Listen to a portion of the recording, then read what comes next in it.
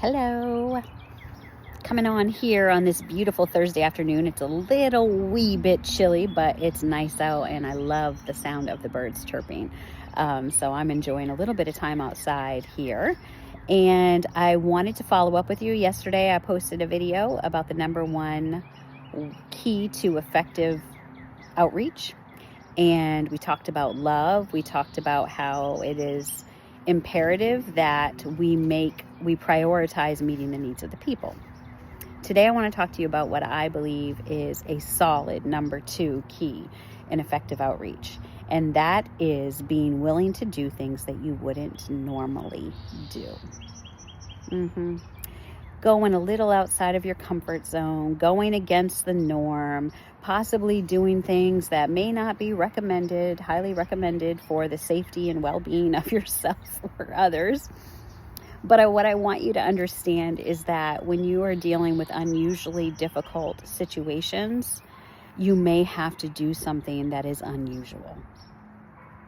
I remember one time, several years back, on a Thanksgiving giveaway. I met this young lady and I was just doing my normal round, like saying hello to the people while they were checking in, while they were standing in line.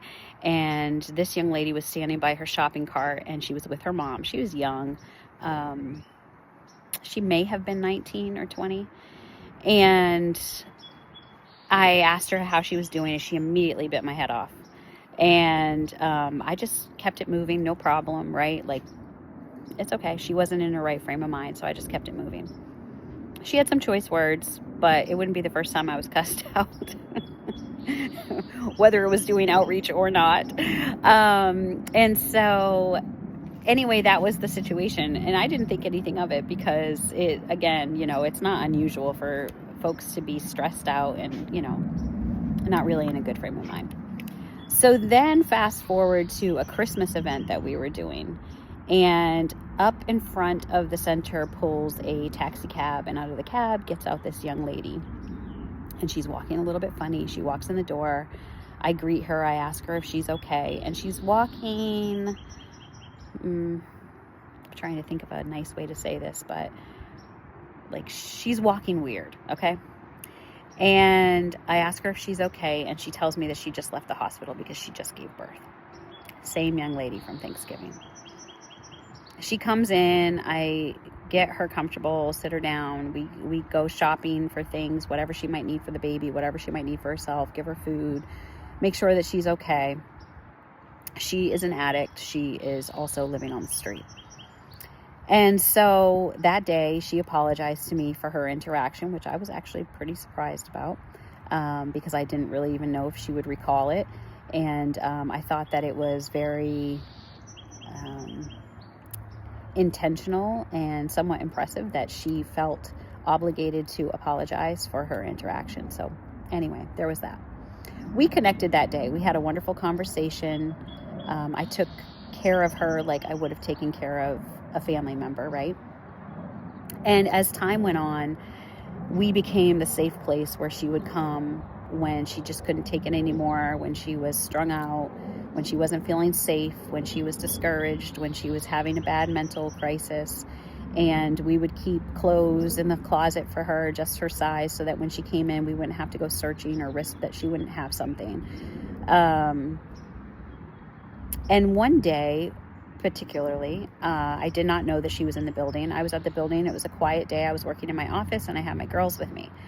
And the girls were playing, which is like a common environment, right? Especially if there's not anything happening in the center. So I knew that they were safe to roam around and whatever. So they had to go to the restroom. So I told them to go ahead and I followed in after them, but they went in before me. Well, I did not realize that my friend was in the bathroom.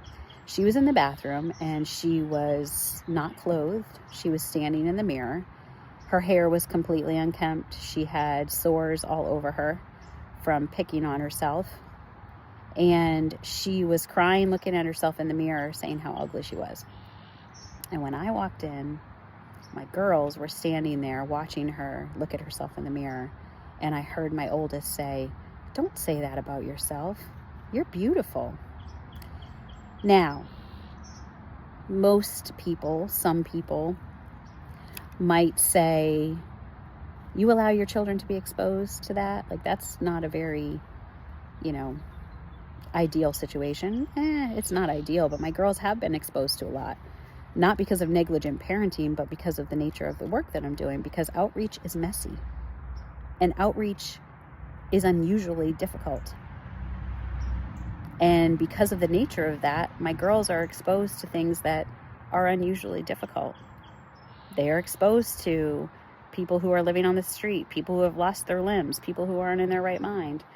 And that day they were exposed to a young woman who did not recognize herself in the mirror. And they were able to speak into her. And it was a beautiful moment. That day, I cleaned her wounds and bandaged her wounds.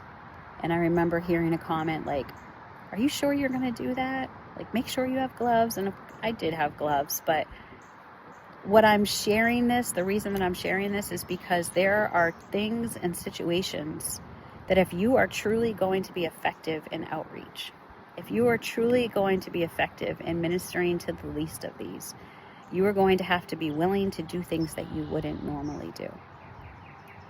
I have walked down the middle of Rhode Island Avenue with a topless woman who was strung out on PCP and dodging cars and traffic with her eyes closed. Like, I broke the internet that day, I promise you, because cars were stopped, everybody was videotaping, and here I am. I'm not going to let her stand in traffic by herself, right? Now, would I normally run into traffic on Rhode Island Avenue? Absolutely not. But that was an unusually difficult situation. And it required of me, if I'm going to be effective in ministering to the needs of the people, to do something that was unusual. I have stood over a man who was baking in the full heat of the day on the pavement, and the sun beating down on him, drunk out of his mind, passed out, and woken him up because I didn't want him to die of a heat stroke, and brought water and food to him and waited while he relieved himself right there before he could do anything with me. Again, is that something I would usually do? No. But under unusual circumstances, it sometimes requires an unusual response. I have been in the midst of, when everybody's wearing masks and we're on the streets and people are not trying to touch people, and I've given hugs and I've touched people. And I don't say that to say anything concerning my ability to do something. I'm sharing it with you today because if you want to be effective in this kind of outreach and serving those who are the most vulnerable, those who are in the greatest need, it is going to require that you do some unusual things. And I understand that not everybody is cut out for this. I understand that everybody doesn't have the same love for people. But I challenge you today, if you want to be effective in ministry and if you want to be effective in outreach, that you are going to have to do some unusual things. You might have to give somebody a hug who smells awful. I mean, trust me, I know. But that human touch, like the last thing people need is more distance. The last thing that they need is to be shunned or pushed away when they come to get help, and you don't know what that human touch could possibly do in somebody's life. I recall one of our community members had passed away, and the family had reached out to me to ask if we could say something or send a letter to the family for the funeral. When I was contacted by the family, I found out that this man had been living in DC. His family was from down in southern Maryland. And most of the time, the family did not know where he was. And they were praying fervently for God to intervene in his life. And I was so blessed by knowing this, because what I realized in that moment was, little did I know that we were the answer to that family's prayers. Like, they didn't know where he was most of the time. They didn't know what was going on in his life. And yet God ordered his steps and led him to us. And he was a regular part of our community. And we were able to be the hand of God extended. So that kind of kindness, that kind of compassion, that kind of empathy that is extended to people who are going through some of the darkest times of their lives, that is the answer in so many situations to somebody's prayer. And that is a beautiful thing. So I encourage you today, the number 2 key to effective outreach, that's what I'm calling it, is that you have to be prepared to do something unusual, something that you may never do otherwise. Because listen, it is hard out here in these streets. It is for real. I'm not kidding you. It is hard. People are going through hard things. And sometimes they need some hard love and compassion extended their way. And you know what? Compassion is contagious. And I'm going to share that as number 3. Maybe we'll do it tomorrow. I don't know. But number 2 key to effective outreach is be willing to do things that you would not usually do. Listen, if you are looking to increase your impact, if you're looking to grow your outreach, grow your programs, or just as a human, as an individual, do what God has called us to do to serve the least of these, then I encourage you today, wherever you're going, whatever you're doing, think about it and be willing to do something unusual. Because that unusual step that you take to minister to somebody might be the very thing that changes their lives. All right, peace out.